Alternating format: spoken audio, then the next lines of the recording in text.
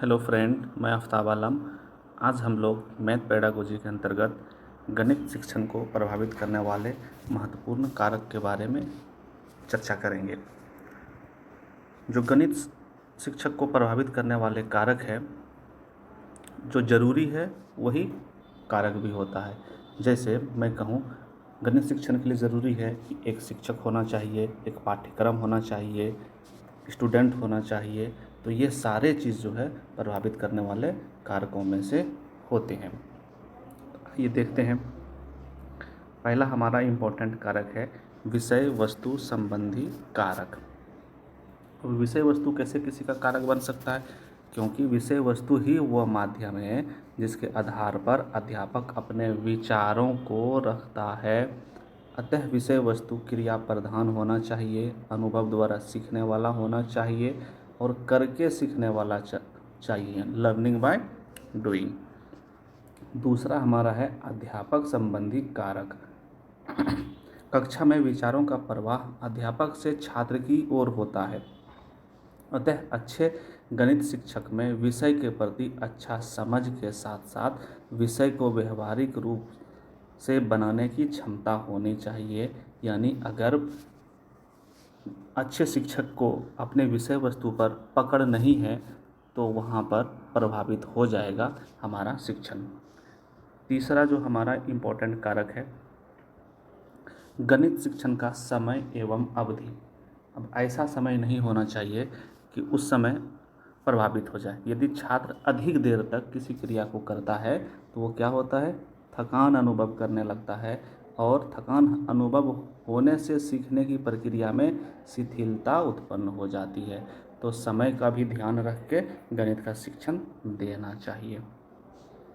Next हमारा है तीसरा, छात्रों का शारीरिक और मानसिक स्वास्थ्य भी ठीक होना चाहिए। अगर शिक्षार्थी है, बालक है, उसका मानसिक और शारीरिक स्वास्थ्य ठीक नहीं हो कक्षा कक्ष में हो, लेकिन कक्षा कक्ष में रहकर भी कक्षा में ना उपलब्ध हो या तनिक देर के लिए उसका ध्यान कहीं भटक जाए, तो ऐसे में भी प्रभावित हो जाता है गणित शिक्षण। तो गणित शिक्षण के अंतर्गत छात्रों का शारीरिक तथा मानसिक रूप से स्वस्थ होना नितांत आवश्यक है, क्योंकि बालक के ध्यान, रुचि और आग्रता पर इसका प्रभाव पड़ता है। किसी भी प्रकार की मानसिक विकृतियां, शरीर तथा मानसिक तनाव का प्रत्यक्ष प्रभाव बालकों के शिक्षण पर प्रतिकूल पड़ता है, अनुकूल नहीं, प्रतिकूल पड़ता है। इसलिए बालक का स्वस्थ रहना निहायत ही जरूरी है। चौथा हमारा है शिक्षक का व्यवहार। शिक्षक का व्यवहार कैसा होना चाहिए? शिक्षक का व्यवहार छात्रों को सिखाने को प्रत्यक्ष रूप से प्रभावित करता है। शिक्षक में एक आदर्श शिक्षक के सभी गुण होने चाहिए। पाठ्यक्रम की संरचना का समझ होना चाहिए। गणित शिक्षण में पाठ्यक्रम की संरचना का बड़ा महत्व है। पाठ्यक्रम सरल से कठिन की ओर बाल केंद्रित तथा जीवन से संबंधित सिद्धांतों पर आधारित होना चाहिए।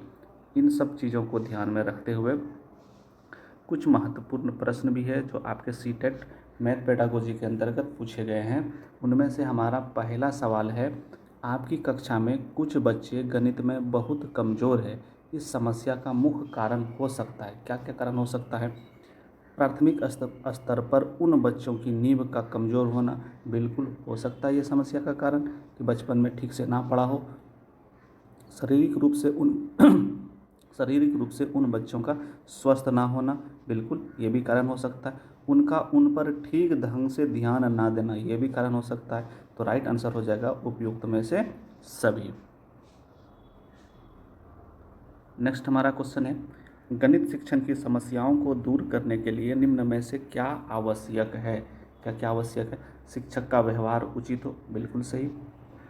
व्यक्तिगत भेदभाव को कक्षा में अपनाया जाए, नहीं। व्यक्तिगत भेदभाव को अपनाएंगे तो कक्षा में समस्याएं दूर नहीं होगी बल्कि समस्याएं और खड़ा हो जाएंगी। सभी विषयों के अभ्यास कार्य एक ही शिक्षण विधि से करना चाहिए, नहीं, अलग अलग शिक्षण विधि कराना चाहिए। इंडक्टिव है, डिडक्टिव है, फॉर्मल है, इनफॉर्मल, अलग अलग तरह से कराना चाहिए। तो पहला हमारा ही ऑप्शन हो जाएगा, शिक्षक का व्यवहार उचित होना चाहिए। ये जब दो हुआ नहीं तो ये तो होना नहीं है उपरोक्त में से सभी। नेक्स्ट क्वेश्चन हमारा है, गणित शिक्षण की समस्या को दूर करने के लिए एक अध्यापक को निम्न में से कौन सा क्रिया अपनाना नहीं चाहिए?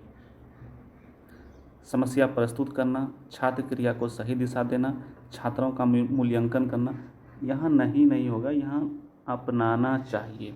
ठीक है, तो हमारा राइट आंसर हो जाएगा सभी।